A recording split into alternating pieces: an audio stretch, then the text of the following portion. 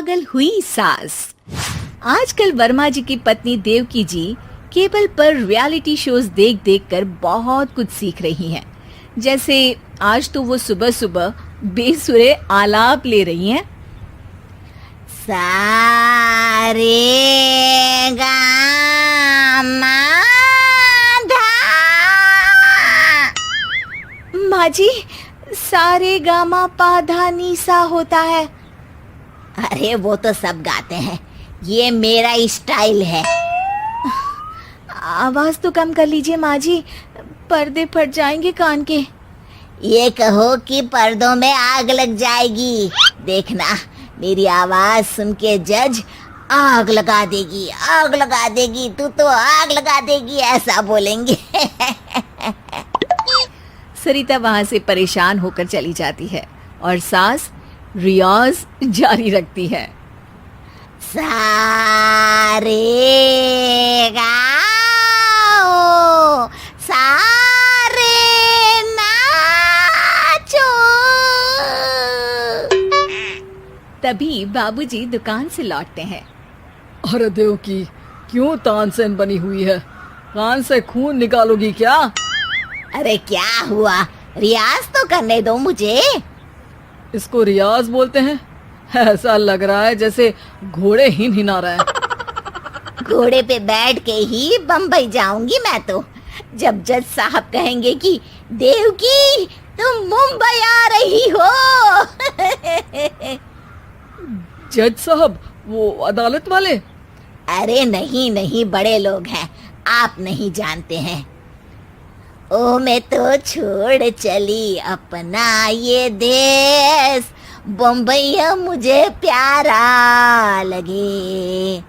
गाना गाती हुई देवकी चली जाती है और बाबूजी अपनी सरफिरी पत्नी के इस संगीत प्रेम की चर्चा करने बहू के पास चले जाते हैं। अरे सरिता बेटा, सुनो तो, ये तेरी सास को क्या हुआ है बेटा? सुबह तो अच्छा भला छोड़कर गया था इसे। सिंगर बनेगी अब वो। सिंगिंग रियलिटी शो में जाने की सुबह से तैयारियां चल रही हैं इनकी। हाँ, अब तो कोयल के सुर मेंढक छेड़ेगा। हे भगवान, सद्बुद्धि दो इसे। इधर बाबूजी भगवान को कहते हैं और उधर राधा रानी प्रकट हो जाती है, देवकी की मोहल्ले की सबसे पक्की दोस्त। क्यों री देवकी, काहे इतना गला फाड़ रही है? कोई चीखने चिल्लाने का कंपटीशन है क्या? अरे ये देख, नया सिंगिंग शो, मैं भी गाऊंगी, हिंदुस्तान के दिलों की धड़कन बनूंगी। अरे इतना बेसुरा गा के दिलों की धड़कन नहीं, दिलों का अटैक बन जाएगी। इससे तो अच्छा है कि नाच ही ले। वैसे भी दिन भर मोहल्ले में नाचती तो रहती है तू, कभी इसके घर कभी उसके घर। देवकी को समझ में आ जाता है कि उसका गाना किसी को पसंद नहीं आ रहा। अगले दिन सरिता देखती है कि सास पैरों में घुंघरू बांध के नाच रही है। अरे माँ जी, क्या मंजुलिका बनी हुई है आज आप? अरे नाचने दे बहू, जब तक है जान जाने जहां मैं नाचूंगी। अरे माँ जी, अभी जान निकल जाएगी इतनी जोर से नाचेंगी तो। अरे अरे, क्या कर रही हो? अरे दिख नहीं रहा, डांस कर रही हूँ।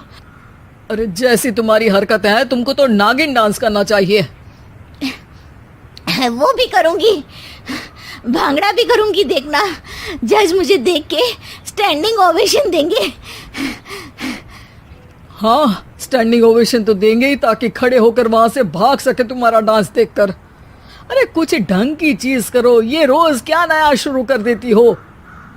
सास को लगता है कि उसका डांस का सीन भी बिगड़ गया। अब वो टीवी देख के कोई और कलाकारी ढूंढने लगती है।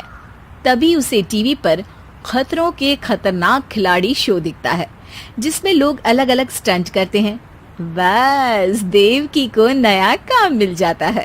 अगले दिन सुबह देवकी डंबल लेकर कसरत करने लगती है। माँ जी, ये क्या कर रहे हैं आप? अरे खली जैसे बनकर खलबली मचा दूंगी।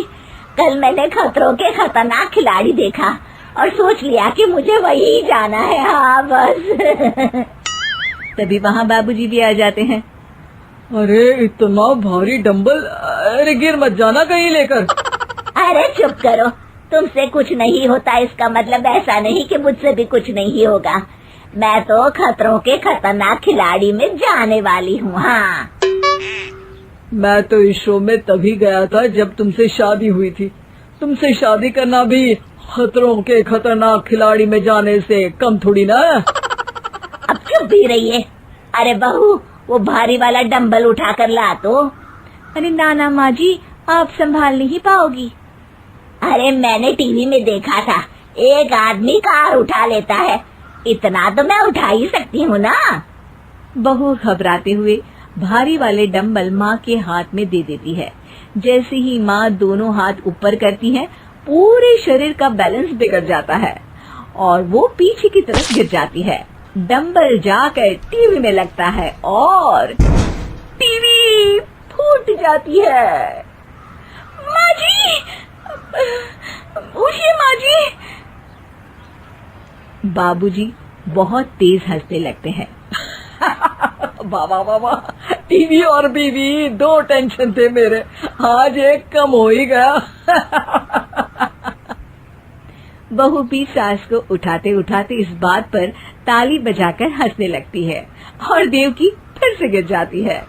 और इस बार देवकी भी अपनी बेवकूफी पे हंसी रोक नहीं पाती।